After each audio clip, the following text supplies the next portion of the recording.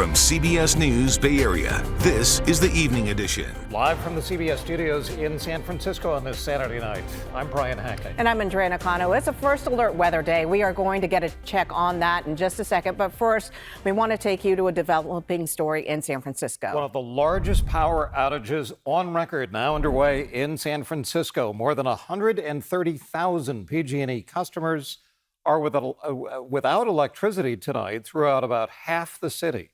A look at the PG&E's outage map there shows homes and businesses on the west side of the city have been mostly impacted, but areas such as Golden Gate Park, the Presidio, and Buena Vista Park are also mostly without power.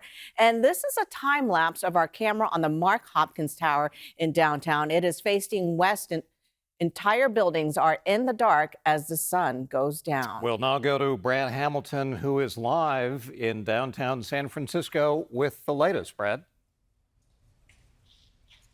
Yeah, this is a strange setting right now because a lot of streets in downtown San Francisco look exactly like this. It's pretty dark out here. We've seen a number of restaurants, hotels, you name it, without power. And obviously, this is not the only area impacted. We're here right now in the East Cut. PG&E confirmed that about 30% of all of downtown in the city is without power. They have not confirmed why this has happened just yet, but they did say that the grid is now stabilized, so they don't expect more outages. The outage map itself shows that neighborhoods in the Presidio, Richmond, Sunset, Golden Gate Park, and many others are dealing with this. The Department of Emergency team says that some streetlights are down right now, and BART also confirmed that their Powell Street and Civic Center stations are closed because of the outage. We actually caught up with an East Bay man who says he's currently stuck downtown. There is no power in the city, and I cannot travel back to the San Ramon because the BART is not functioning either. What are you doing in the meantime? I might do some bar hoppings if anything is open until the power is back. As for when people could get their power back, PG&E is not confirming anything just yet. They said maybe tonight, but they don't want to give a definitive timeline just yet. In San Francisco, thank you so much. There was also a fire at a PG&E substation this afternoon at 8th and Mission. It was well after the first power outages, which started at 9:40 this morning. The fire was phoned in just after 2 o'clock this afternoon. They put the fire out, but it did seem to accelerate the number of power outages in the city. The fireman on the scene saying that he is certain that the fire was a contributing factor to the spread of the outages. Switching to weather now, the other top story of the weekend, the skies were battleship gray over much of the bay today, all by way of setting the stage for the first big round of rain that'll be coming in tomorrow. Dahlin has been in the North Bay as residents brace themselves for a very wet Christmas. Rain was in the forecast, but for much of Saturday, the storm held off. I do like that one. The break in the weather gave residents a chance to wrap up their holiday shopping and offered Drina Edelar and her 9-year-old dog, Ruby, an opportunity to step outside before heavier rain moves in later. Now's my chance to go out and walk and get some fresh air. I know I could open a few windows. That's my favorite thing is opening up my windows and hearing the downpour. Yeah. But in terms of being under the downpour, no thanks. Drina says the storms are still welcome as long as people stay alert. It's a much needed event to happen, but I know that I have to be more careful on the road. I need to be careful of flood warnings. Even with limited rain, slick roads caused problems for at least one driver. A blue Ford pickup truck lost control and crashed into a ditch and a tree. No one was injured. Other residents say they were preparing for much worse. I was expecting more rain, and we have a property in Lake County that's got some mudslide behind it. So we were concerned about that and went and fortified it with a retaining wall. With multiple rainstorms expected over the next several days, Drina says now is the time to take advantage of any dry moments. The dog moms and dads out there, try to get your dog out on a walk really quick before you're stuck inside. The CHP is reminding drivers to slow down in the rain, especially at night when visibility is low. All right, thank you, Dot. Taking a look at a Caltrans camera on 80 at Castle Peak. This is a few hours ago. Not much traffic. There's not much rain or snow either yet, but snow is in the forecast for Tuesday for much of the northern Sierra. As for the specifics, I prefer to leave those to Darren Peck. Darren? Right. You know, this is going all exactly according to plan, Brian. Today was never supposed to be an incredibly rainy day. And what's going on the radar right now bears that out. This is what the forecast was for today. We'd get rain today. This was included as one of those 6 days with rain on it. But it is going to be Sunday and Tuesday, those, and probably even Thursday, which is Christmas Day. Those are the days where there's going to be more impactful rain coming through. You put it all together, the National Weather Service has already issued a flood watch.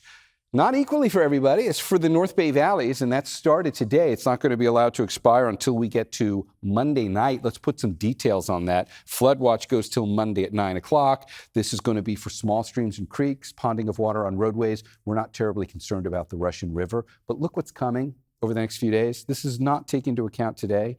This is the next 2 storms, which are still coming our way. This is what we're messaging. It's the next couple of days. You're going to notice this tomorrow. You'll see the leading edge of the better rain shows up as we start to look at the high-resolution futurecast, and you'll see what happens through the North Bay. This is tomorrow, going through the morning. I'm going to leave this here for now. That's the start. We'll go through the next 5 days after this, and we'll break it down in specifics. I'm going to try and find, most importantly, when the breaks will be so you can plan around those, and then we'll look at the rain and the wind. Don't forget, wind needs to be discussed. I'll see with that in a few minutes, guys. Back to you. All righty, thanks, Darren. And to stay up to date on the storm, actually the succession of storms that will move through the Bay Area this week, we'll have continuing coverage on our website at kpix.com. And taking a look at SFO and Oakland International, it's the Saturday before Christmas, one of the busiest travel days of the year. According to AAA, 52.6 million people are expected to fly between today and January 1st. And so far, the wet weather hasn't had much of an impact on our airports. Not just the airports. A record-breaking number of Americans on the move this holiday season. 110 million people are expected to travel by car. This is a live look at some of our bridges. We're seeing some steady traffic despite the damp roads and foggy weather.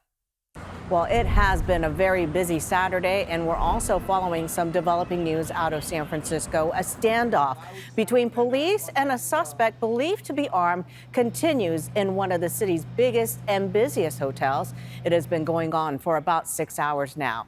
This is happening at the Palace Hotel on New Montgomery Street, and it started around noon after police rushed to the area following reports of gunfire. The suspect has barricaded himself inside of the building and refuses to leave. People have been evacuated from parts of the hotel. A hostage crisis negotiation team is on the scene now. We believe that due to the fact that it was a report of shots fired, that this person may be armed. And at this time, this person is not complying with our orders to exit, and we're just asking for everyone's patience. Residents are being asked to avoid the area. Well, coming up, for the first time in 2 decades, Oakland's International Airport is letting non-passengers go past security. Details on the new program and how travelers are feeling about it.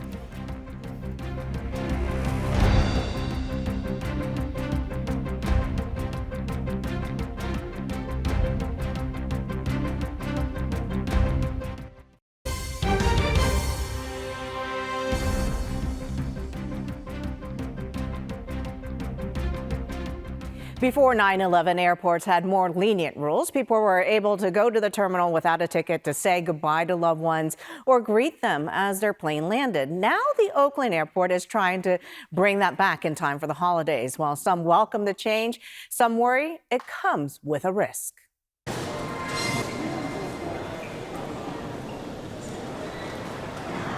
Danette Dwyer's daughter is home for the holidays with her 5-month-old grandson. This is number 4 for us, but it's great. You know, I just wish they lived closer. Dwyer also wishes she knew about the OAK Guest Pass program so she could help her daughter at the gate. The program was just unveiled this week to give loved ones a chance to go inside the terminal. Dwyer remembers the countless send-offs of family members as they got ready to board the plane. being a flight attendant years ago and having that opportunity to see people go to the gate and meet the people. And then after 9/11, of course, that stopped. So I think it'd be great. While this will help families reunite as soon as they get off the plane, one of the other goals is to help more than a dozen new vendors that are now at the airport. A lot of our vendors here at our retail are local small businesses who actually work with our concessionaires to bring their goods into the airport. So they would directly benefit from having a little bit more foot traffic and more views on their merchandise. According to Kaylee Stantz, who works for the airport, it's a fairly simple process. Yeah. All visitors need to do is to go online, submit an application, and then they can get a confirmation that will allow them to go through the TSA checkpoint. People will then have to go through all the security measures just like passengers. Some, though, are a little concerned about the information they have to provide to get a pass. It does worry. I think it's a little too much. They even take a picture every time you travel. And I think that's too much. OIK says the information collected will be subject to terms and conditions of the TSA Privacy Act, which can be found online. Dwyer, though, says she wouldn't hesitate to sign up for a guest pass the next time she's at the airport. Well, they have all of our information anyway. I mean, really, I have a passport. There's not much more they can know about me.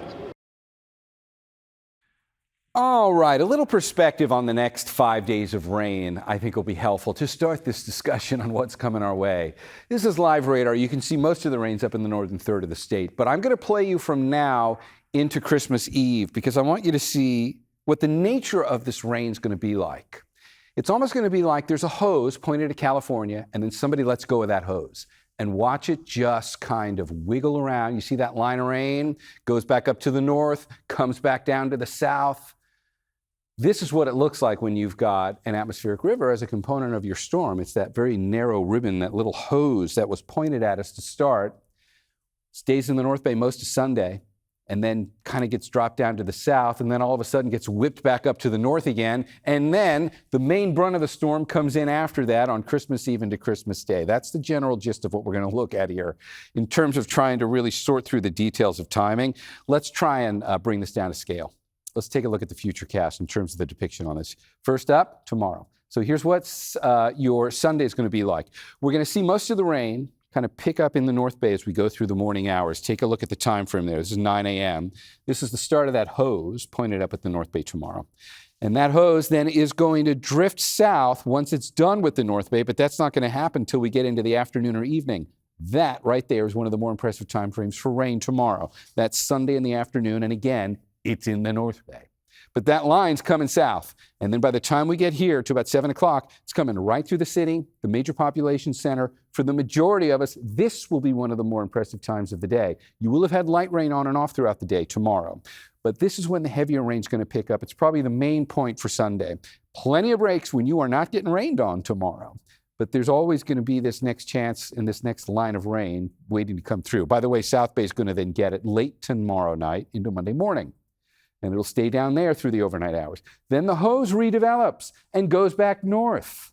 This is why it's so important to point out when an atmospheric river is a feature of a storm, because they have very characteristic ways of behaving that can help make sense of why it seems so random or chaotic or so localized in a forecast. Why did the North Bay get hammered all day and San Jose didn't get anything? It's that narrow ribbon like the hose that somebody's let go of. And it's just wobbling around. That's where it'll be by the time we get to Monday at 2 in the afternoon. If we come back to this picture, we lose a little bit of resolution. We're watching Sunday again. It's not as detailed because this is a longer range model forecast that can take us now into Tuesday right there when the main front comes through, and then Thursday and Wednesday, and by then it just becomes a mess. You got to plan on a chance of rain, unfortunately, going all the way through Friday. We will get real specific with Christmas Day as we get closer to it. But in general, Christmas Day does look like it'll be quite rainy through the first half of it. And probably even on Christmas Eve, like Christmas Eve through Christmas morning do look like it'll be fairly widespread rain. That's storm number 2, by the way, that'll be coming in by then. This is the grand total. How much rain might we see between now and Saturday? It's a lot. This is why we've got a flood watch in the North Bay. It's spread out over 5 days. So we're not overly concerned from a flooding standpoint, but the National Weather Service has said, be aware, we're likely going to have flooding On some low-lying intersections, some of the smaller, flashier creeks in the North Bay. This will be enough rain for that. North Bay will be the focus for those things. Let's talk about the wind. Take a look out here on Tuesday. That is the center of storm number 1. You can see 2 of storms here in the wind field. Center of storm number 1 comes on shore Tuesday night. It's going to get windy then. And as we get into Christmas Eve morning, you're going to see wind gusts of around 50 miles an hour come through. It's going to be quite windy there. And then here comes storm number 2. This is why it helps to visualize these storms this way. Center of the storm there. Watch that purple line. That's going to get swung through the bay. And that's when the wind will pick up again. This time it's Thursday morning. So 2 time frames there when the wind's going to pick up. Strong enough we could knock down an occasional tree and maybe even get some localized power outage. That's very early Wednesday morning for the first one, and then again very early Thursday morning for the second one. So those are all, I think, important features to what is coming our way over the course of the next few days. You put it in the 7-day forecast, it's just a mess. And it's got a chance of rain on every day, but not every day is equal. There will be plenty of breaks. We'll go over all this again coming up in the next half hour. We'll slow some of this stuff down and try and pick out as many of the details as we can. From CBS News Bay Area, this is the Evening Edition. And welcome back. We're following a developing story tonight in San Francisco. Right now, about 130,000 customers are without power. PG&E officials have not confirmed if it's weather-related. Now, here is a look at the PG&E outage map. It shows homes and businesses on the west side have mostly been impacted, but areas such as Golden Gate Park, the Presidio, and Buena Vista Park are also mostly without power. We'll be following this story. And the other big news of the weekend, the Trump administration is under fire as the deadline to release all of the files related to sex offender Jeffrey Epstein came and went yesterday.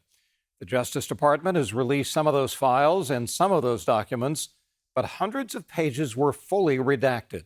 CBS's Willie James Inman has that story.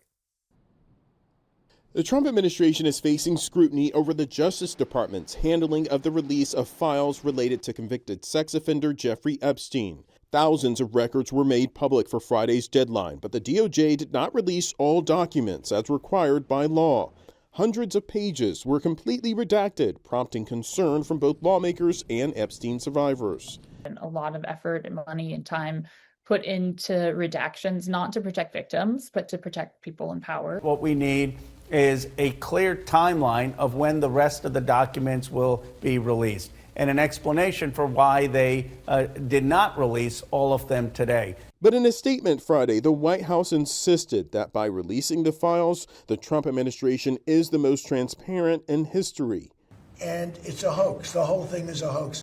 Following pressure within his own party, President Trump signed bipartisan legislation calling for the release of all Epstein files. More documents were released Saturday, including what appears to be a 2019 grand jury presentation with a message that shows Donald Trump called Epstein. The call time is recorded as 5:18, but the message is not dated. No reason is given for the call. On Friday, President Trump addressed supporters in North Carolina, focusing on issues including the economy, but he also mentioned this week's strikes on ISIS targets in Syria. And it was very successful. It was precision. We hit every step flawlessly, and we are restoring peace through strength all over the world. Friday's strike came in response to the deaths of 2 servicemen and 1 interpreter killed in Syria last weekend. The U.S. has seized another oil tanker off the coast of Venezuela. Homeland Security Secretary Kristi Noem posted this video on X saying the vessel was taken early this morning. She claims the sanctioned oil tanker is being used to fund drug trafficking in the region. This is the second time in recent weeks that the U.S. has seized a tanker, which Venezuelan President Nicolas Maduro has called piracy. Well, this all comes as the U.S. military is continuing to build a military presence in the Caribbean. A heavy-duty transport aircraft was seen at an international airport in one of Puerto Rico's largest cities. The Trump administration has also sent thousands of troops, warships, and fighter jets to the region. The White House has also carried out strikes against suspected drug vessels. President Trump says strikes on land could be coming soon. In other news tonight, the NTSB is continuing to investigate that plane crash that killed former NASCAR driver Greg Biffle and his family earlier this week. They confirmed yesterday the plane was trying to land at the time of the crash. 7 people were killed, including his wife, 2 children, and 3 other people. It is the 7th day of Hanukkah, but this year's celebration has been overshadowed by the terror attack in Australia. At least 15 people were shot and killed at Bondi Beach. Jewish communities here in the Bay Area are opening up about fears about anti-Semitism. Lauren Tom spoke with a counterterrorism expert who's now using his experience to help Jewish people feel safe. The attack happened thousands of miles away. But for many in the Bay Area's Jewish community, it felt painfully close to home. I don't want some terrorists in Australia to have a veto on our community's liveliness and showing up for each other. Raphael Brenner has dedicated his career to counterterrorism, now using his decades of federal experience to help protect synagogues, Jewish community centers, and schools across the Bay Area at no cost to those who seek his help. I'd like to refer to it as a job that only a Jewish mother can love. The need is growing. Anti-Semitic incidences in California rose by more than 7% since the October 7th attacks, according to the California Department of Justice, while crimes motivated specifically by anti-Jewish bias accounted for 76% of all hate crimes tied to religious bias last year. But Brenner says the shift, the unease, began years earlier. It really goes back to sea change during the Unite the Right rally in Charlottesville, Virginia in 2017. He's turned his motivation to keeping the Jewish community safe. He's helped build a network sharing intelligence, threat trends, and concerns with other Jewish communities across the country. He says public gatherings remain safe and that awareness, not fear, is the goal. It's more like wildfire season. Right now, the needle has moved from moderate to high, and we're watching that, and we're going to be more alert. It's deeply personal work, grounded in family, faith, and service. My mother just died on Yom Kippur. She had a long life. She lived to 97. And that morning, I was writing an alert about the attack in Manchester, England, on the Jewish community there. It was a terrible coincidence, but I knew that there was nothing she would rather I was doing than looking out for the safety of the community at a time like this. Community leaders like Tyler Gregory with the Jewish Community Relations Council say the fear is real in the community, but so is the motivation to display his Jewish pride. And so, of course, I'm thinking twice about certain things. And at the same time, I'm not going to let anybody, large or small, change the way that I present myself as a Jewish person. To me, that's letting them win. And as Hanukkah goes on, Brenner says safety and visibility must go hand in hand. So keep showing up. And keep in mind that security is everyone's responsibility. If we can get away from that feeling of impending doom and manage our fear, it's natural to feel afraid. But what we really have to do is not make ourselves afraid on top of that. Local law enforcement here in the Bay Area and across the country are keeping an eye at these gatherings to make sure that they are safe to attend.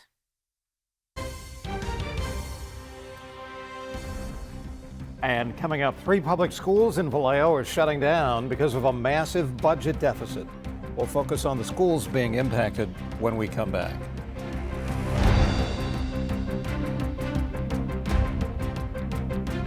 Now you can get your KPIX news, weather, and live stream all in one place on the CBS News app.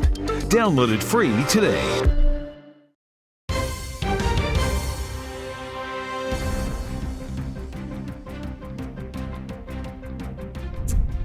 And welcome back on this wet Saturday night. Hundreds of families in Vallejo found out that their children will have to switch schools next year. The Vallejo City Unified School District voted to shut down 3 elementary schools, Highland, Lincoln, and Pennycook. The closures will take effect next year as the district faces a $26 million budget deficit. Superintendent said the district will redraw residential boundaries next month to determine where each student will go. Parents will also have the chance to apply for transfers if they don't like where their kids are placed. And there are broad cuts beyond the campus closures. Kara St. Cyr's got that story.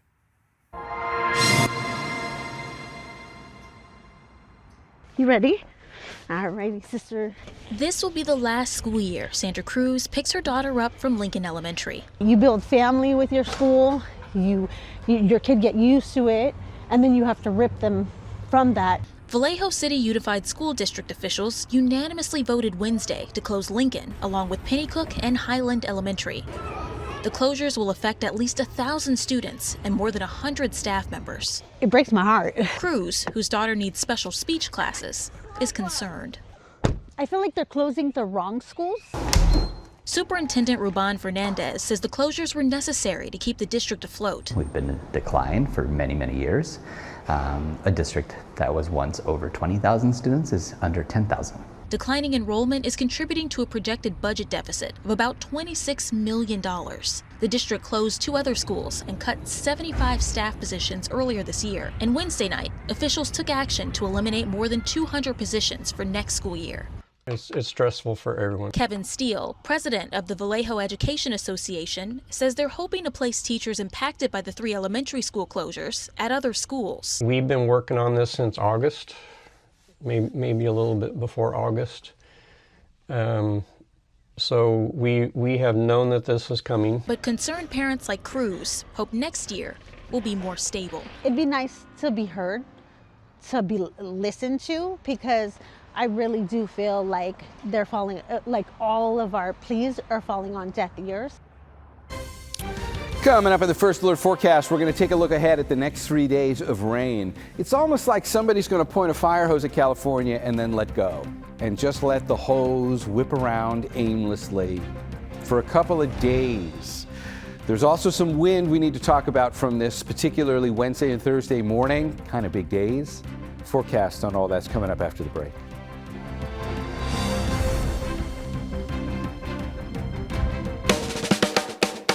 Your community, your news, powered by KPIX. CBS News Bay Area. Watch anywhere, anytime. Stay informed and connected. Trusted local news when you want it. CBS News Bay Area. Watch free on any device.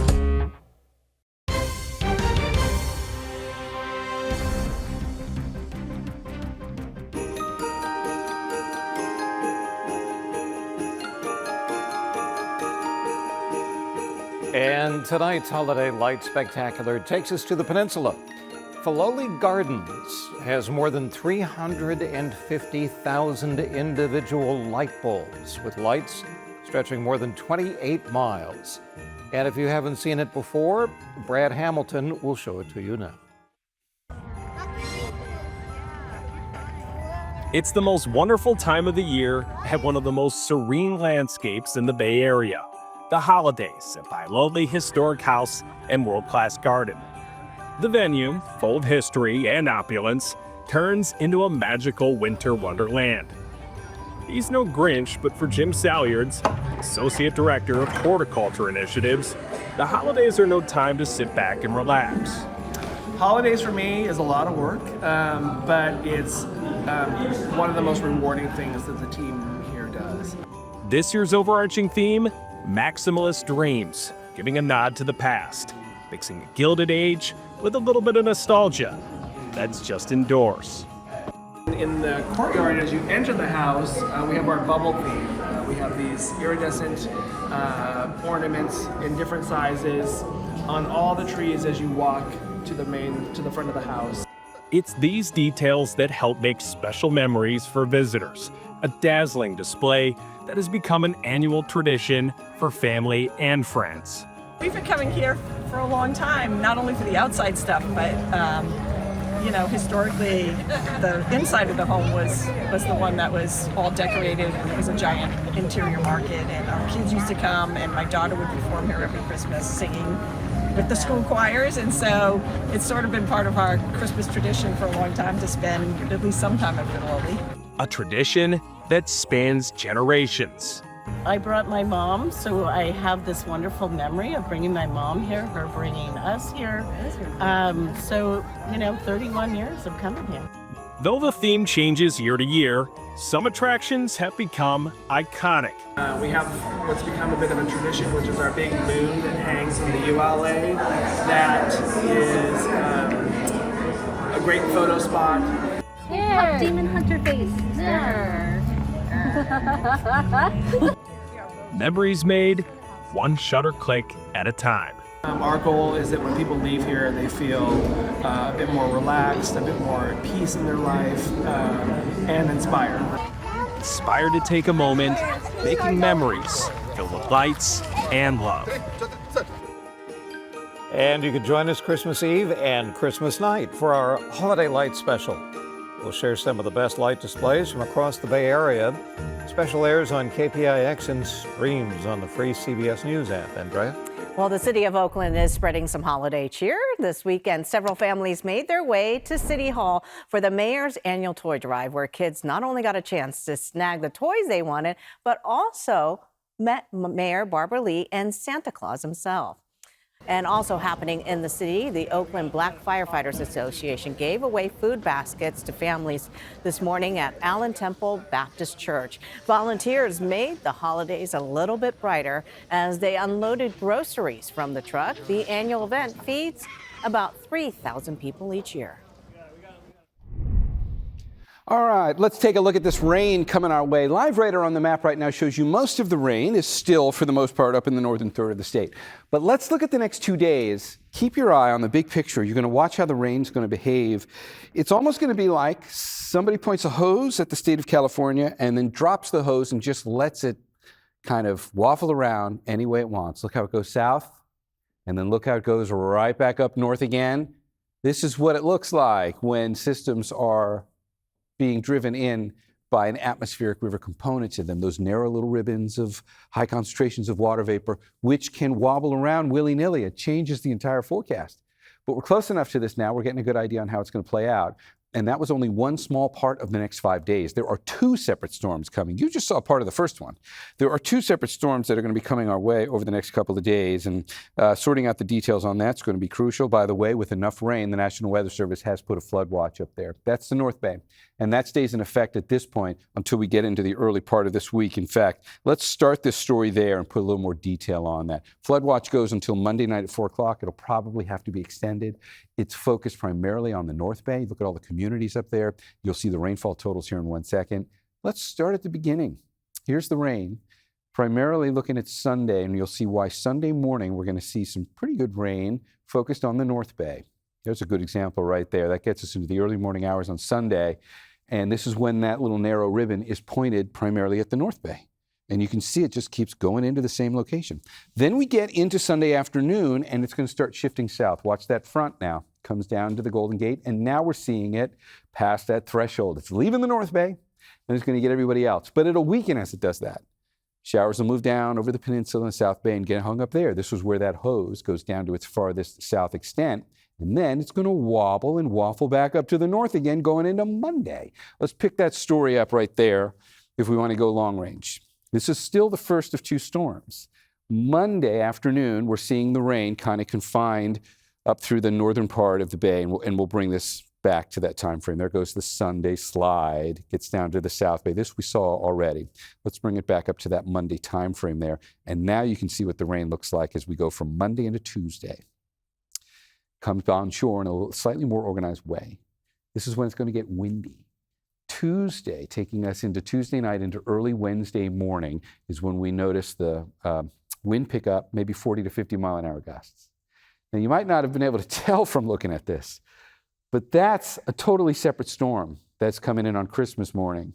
Widespread rain for Thursday, and then it'll stay with us going into the rest of Thursday into Friday, and then it's difficult to tell much detail from that. But you got a plan for a chance of rain Thursday and Friday. Here are the rainfall totals. Why did the North Bay get a flood watch on it? Perhaps 5 to 7 inches of rain falling up there for the entire storm. It's not that much when you look south from there, maybe 2 to 3 inches of rain in general for like the South Bay. But this is enough that you're going to have some issues on roadways, some of the low-lying intersections, some of the smaller, flashier creeks that can rise rapidly. We're not worried about the Russian River, what we would refer to as the main stem rivers up there, the big ones. They'll be able to handle this. But the smaller streams which can rise faster, less volume can be held. Those are going to be a little bit more problematic. Okay, that's all the rain and the flood. We got to talk about wind. When storm number 1 finally comes on shore for the grand finale, the center of the low is going to come through the bay. Watch what happens. As we get close to the center of the low, the wind speeds are going to pick up. This is going to happen twice because there are 2 storms coming. The first one is Tuesday night, wind gusts up to 40 or 50 miles an hour into Wednesday morning. And then watch what happens. You'll get a break until we get to Thursday morning when the next storm out here swings another little band of energy through, and we're going to get windy again, that one coming through on Thursday. If you take a look at it on here, maybe pick out your part of the bay. This is the first one. Tuesday night, 40 to 50 mile an hour gusts on the coast. By Wednesday afternoon, it's done. Quickly skipped ahead. Here's the next one. That one comes through early Thursday morning. They don't last long when they come through, but there's a window of several hours there for very early morning hours Wednesday and then very early morning hours on Thursday when the wind speeds are going to pick up. And those are the kinds of winds which could lead to some isolated downed trees. And then that leads to some localized power outages. Considering what's going on in San Francisco now, this would be far more localized than what's happening in San Francisco and a totally different cause. The power outage in San Francisco right now apparently has nothing to do with the weather.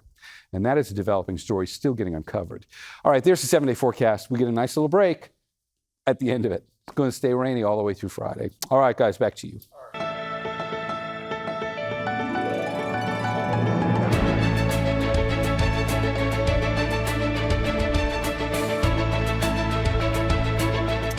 Well, many families are struggling to put food on the table this holiday season, but there are so many great organizations looking to help. Kevin Coe was there when Delta Dental gave a big check to the Alameda County Community Food Bank. Watch. About 60,000 people are served every day across the East Bay, right here in the Alameda County Community Food Bank. Double that number, add a dollar sign in front of it, and that's how much Delta Dental is going to be contributing today. I am here with them this morning, and I just want to ask, what exactly went into the decision to give back in this way? Well, at the Delta Dental Community Care Foundation, our mission is to improve health, overall health, and health really starts with your nutrition. It also starts in your mouth. So when we're talking about oral health, improving that, you're improving the whole community, the whole body, the whole world. So I think that it's the best thing that we can do is contribute to the Alameda County Community Food Bank to improve that nutrition. Yes, and I'm sure it puts a smile on your face seeing all the fresh produce versus a lot of the more packaged traditional goods that you see elsewhere. $120,000. Reggie, what exactly is that going to do for the food bank? This is going to have a major impact in our community. This is going to lead to 240,000 meals directly into our community. So we're super appreciative of Delta Dental and their work with us, not only financially, but then also with their volunteers as well. Wow, folks, you see that QR code on your screen? Come and donate. Back to you. Well, alrighty, thank you, Kevin. Bay Area Food Bank still in need of volunteers and donations heading into Christmas to help support our Food for Bay Area Families initiative. Just scan the QR code on your screen right now, or you could head to kpix.com/give, and we'll be right back.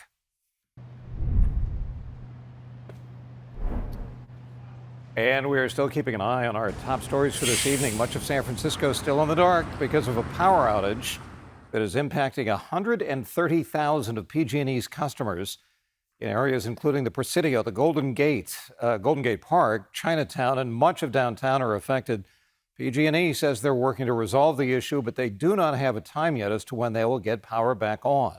And also in San Francisco, police are still on the scene of a standoff situation at the Palace Hotel on New Montgomery Street, where they say a suspect is holed up and is possibly armed. Police received a report of gunfire around noon today, and hostage and crisis negotiators have been trying to get the suspect to come out, but he hasn't yet. People have been evacuated from parts of the hotel. And for more on the weather, here's Darren. Andrea, the light rain that we're looking at now, and you can see a few showers showing up here on the virtual set, and you'll probably get some light rain where you are. This is really minor stuff. A quick peek ahead to how things will go overnight tonight and into tomorrow. Just a review so you can plan for your Sunday. Showers are going to start to begin in earnest in the North Bay tomorrow morning. You're going to see it looks different there. That's more widespread steady rain. Sunday morning, focused on the North Bay. It'll keep going like that and then pick up in intensity. And by early afternoon, that line of widespread steady rain finally moves south and gets everybody else. So it gets down to the Golden Gate here by the time we get into the late afternoon, and then everybody else will feel this line of rain as we get into the evening. So Sunday, everybody's going to get rain. But if you're in the South Bay, you may not be getting a whole lot here until like the sun goes down. If you're in the North Bay, you're really not going to get a break until you get to like early afternoon. That's just the first day. We've gone over this in a lot of detail in terms of what to expect from here, guys, coming up over the course of the next few days. So we'll do that all again coming up tonight on the 11 o'clock newscast. All righty, Darren. And, you know, a lot of folks in the East Bay felt yet another one in a continuing swarm in San Ramon. They just had a magnitude 3.9 quake a few minutes ago and a 3.0 about 3 minutes ago. So they had 4 quakes yesterday in the San Ramon area, and now they've gotten 2 in the last 30 minutes. And does that mean that a bigger quake is on the way? No. It's just this is an area where quakes have been swarming different episodes since 1970, and it shouldn't lead to anything bigger. But you never know. For now, thanks for watching. We'll see you back here at 11 o'clock tonight.